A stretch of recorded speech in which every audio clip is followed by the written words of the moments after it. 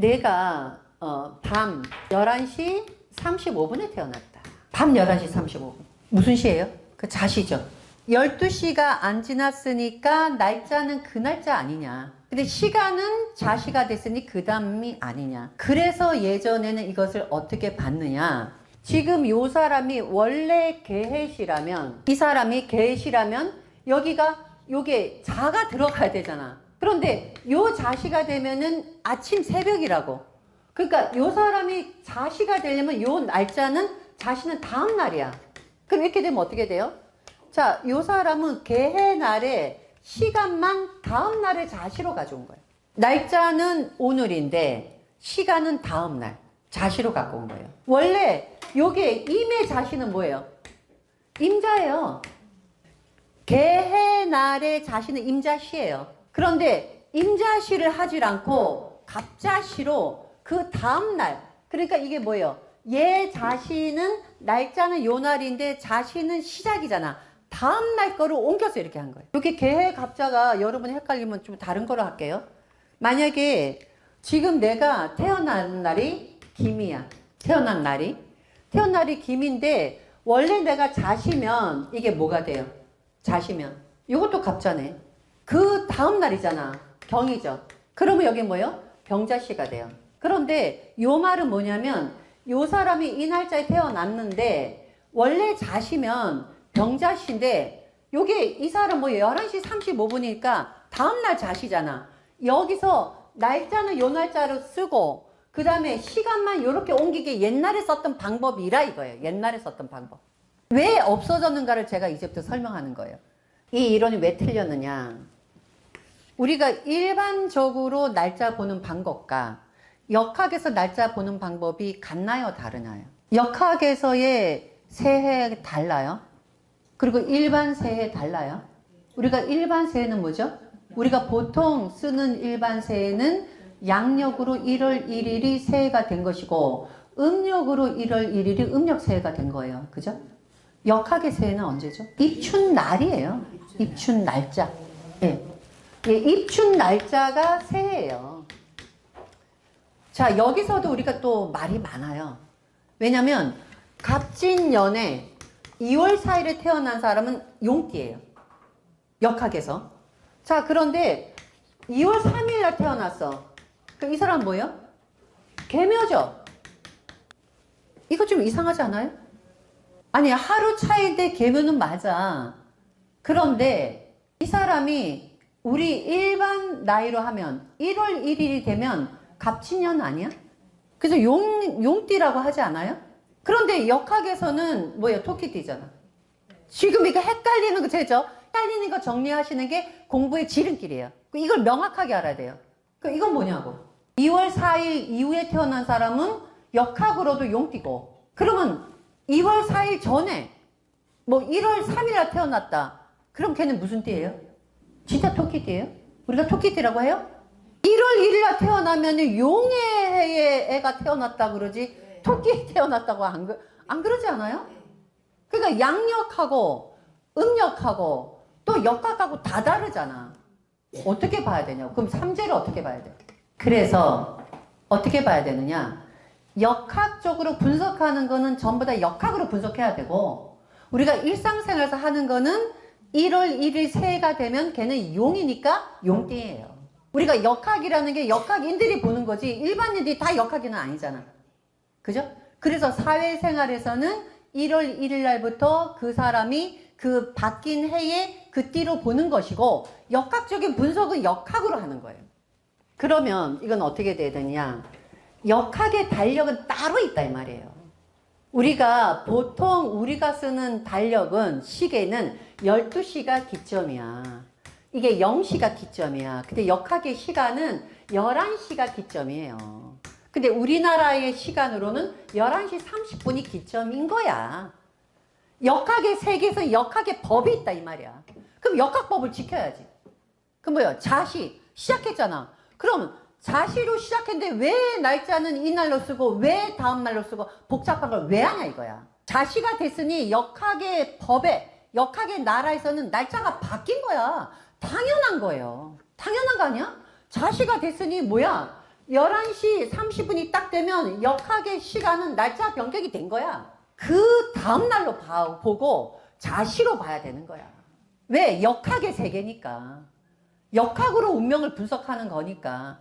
역학으로 분석하는데 우리가 일반 법칙을 거기다 집어넣으면 그게 이상한 거 아니에요? 그러니까 결론은 뭐예요? 자신은 무조건 날짜 바꾼다. 이거 시간만 정확하게 알아도 여러분이 나중에 안 헷갈려. 왜냐면 시간을 이렇게 개념을 정확하게 안 해놓고 또 딴 데서 뭐를 듣잖아요? 그럼 이건가 저건가 또 헷갈려요? 근데 또 뭐가 문제냐? 자시간에 골치 아프다 그랬잖아. 응? 아까 있잖아. 자, 개축 일자고 이 사람이 갑인이야. 예를 들어서 이 사람이 공교롭게도 11시 35분이에요. 이 사람 뭐예요? 지금 개축하고 갑인이 되는 이 사이에는 5분 차이밖에 안 나. 그럼 뭐예요? 이 사람이 11시 30분이었으면 해시였단 말이야. 해시하고 자시 차이가 이 사람 5분밖에 차이가 안 나는데 날짜가 달라졌다고. 개축하고 갑인은 완전히 다르잖아. 그래서 이때 또 어떻게 한다? 둘 다 봐서 이 사람의 성향과 사람한테 가장 변하지 않는 게 뭐죠? 성격. 성격고증 팔자 붙여요. 성격고증가 하늘의 별따기야. 그래서 이런 사주는 개축일 때 성격과 갑인일 때 성격을 보고 이 사람이 어디에 더 가까운가를 판단해야 돼요. 아까 얘기처럼 어떤 부분이냐? 엄마 뱃속에서 어떤 사람은 엄마 뱃속에 있다가 내가 엄마가 이렇게 약간 찢어지는 그 시간, 그때 약간 그 우주기운이 들어오는 시간을 그 사람이 세상에 태어나는 시간으로 보는 데도 있어요. 또 하나는 뭐냐? 애를 낳으려고 하는데 얘가 안 나와. 들어갔다 나갔다. 근데 뭐예요? 의사는 나온 시간을 보잖아. 그죠? 이미 애는 나왔을 때 우주균을 봤을 수도 있잖아. 그래서 요거를 두 가지를 동시에 봐요. 그래서 이 사람이 어느 쪽의 성격이 더 맞느냐를 가지고 보는데 이것 또한 같이 공역된 사람이 많더라고. 참 희한하게. 그래서 자시 오잖아. 2배 받아야 돼. 그죠? 원리가 그렇잖아. 공역돼 있어요. 성격도 공역돼 있고. 근데 다만 운명은 이게 약간 달라요. 근데 성향은요. 갑인이면 이 성격이고 개축이면 이 성격 쫙 얘기하잖아. 선생님 저 둘 다 있는데 그래요. 그래서 이런 개념을 여러분이 정확하게 알고 그 자신은 이렇고 시간은 이렇고 왜 이런 개념으로 보느냐를 알아야 그래야지 역학을 보면서도 이거는 시간에 가까우면 만약에 사시하고 오시하고 가까운데 오시에 가깝잖아요. 오시 운명도 같이 봐줘라. 축시하고 인이면 인시도 같이 봐줘라. 그래야지만 그 운명이 정확해지기 때문에 역학에는 이런 것도 머릿속에 두시고 사주를 봐야 됩니다. 3시 25분에 태어난 사람. 이 사람은 인시냐 축시냐? 축시예요. 정확하게는 왜? 30분이 안 됐잖아. 그런데 여기에서 역학의 맹점이 보이는 거예요. 30분에 태어난 사람 뭐야? 인시죠. 그럼 차이는 뭐야? 5분 차이야. 그런데 이거 뭐야? 운명이 완전히 다르게 판단해요. 그런데 여기 3시 25분에 태어난 사람은 이게 축시하고 같은 운명이죠. 그럼 이 사람은 몇 시부터 같은 운명이에요? 1시 30분부터 같은 운명이에요. 1시간 55분 차이가 나는데도 같은 운명이야. 근데 여기는 5분인데 다른 운명이라고. 축시하고 인시는요, 사주가 하늘과 땅 차이예요. 우리가 축인을 뭐라 그래요? 탕하라 그러죠. 왜 축인이 탕하가 되냐? 이 원리하고 이거하고 똑같아요. 축인이 탕하가 될 정도로 간격이 크다는 얘기야. 왜냐면 축은 겨울이야. 여기는 화기가 전혀 없어. 꽁꽁 얼어 있어요. 이는 지금 봄이 되면서 첫 번째 태양이 들어오는데 여기서 여러분이 또 봐야 되는 게 이게 확장이 되지만 인하고 묘죠. 인시하고 묘시면 인은 해가 뜨는 시간이죠. 우리가 일반적으로 해가 뜨죠. 그럼 시간이 지나면 지날수록 해가 점점 뜨거워지지 않나요? 근데 명리에서는 뭐예요? 인에서는 병화가 있고 묘에서는 병화가 없죠. 그러면 인이라는 것은 병화 있으니까 따뜻한데 묘는 왜 차가워지죠? 그늘이 많이 지고 해서 목이 무성하니까 그늘이 많이 져서 그것도 기발해. 아니야, 그러한 뭐 자연의 현상을 내가 생각하는 것 자체가 기발해요. 왜냐면 역학은 그런 자연의 현상을 계속 내가 이게 사주에다가 내가 집어넣는 거예요. 그게 사실 역학의 기본이에요. 보세요. 이는 봄이잖아. 그동안 겨울에 꽁꽁 얼었잖아. 근데 겨울에 꽁꽁 얼었는데 얘네가 이게 뭔가 싹이 올라오려면 그 싹이 뭔가 힘을 받아야 되죠. 그럼 뭐예요? 얼음이 깨져야 되지 않습니까? 그래서 자연의 원리가 아주 묘한 게 뭐냐면 여러분이 가만히 보세요. 입춘이 되잖아요. 따뜻해요. 근데 입춘 지나잖아요. 다시 추워져요. 그게 진짜 묘해요. 저도 그걸 무지 많이 봤거든요. 이상하게 입춘 되면 갑자기 날씨가 따뜻해진 것 같아. 근데 시간이 지나잖아. 오히려 추워져. 그게 인묘의 차이예요.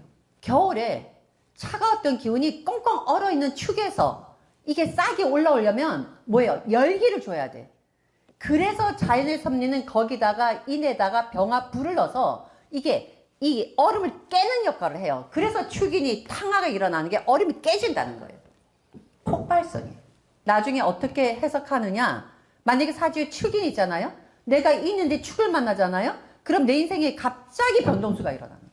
그래서 탕화라는 게 무조건 팡팡팡팡 튀는 게 아니라 갑자기 환경 변화가 일어나는 게 탕화입니다. 그래서 축이 인이 갔을 때 그래서 자연의 섭리가 기가 막히다는 거예요. 왜? 인에서는 생명체가 올라와야 되니까 그러니까 뭐예요? 병화 태양을 줘서 이걸 얼음을 깨게 만들기 때문에 인중에 병화가 들어가요.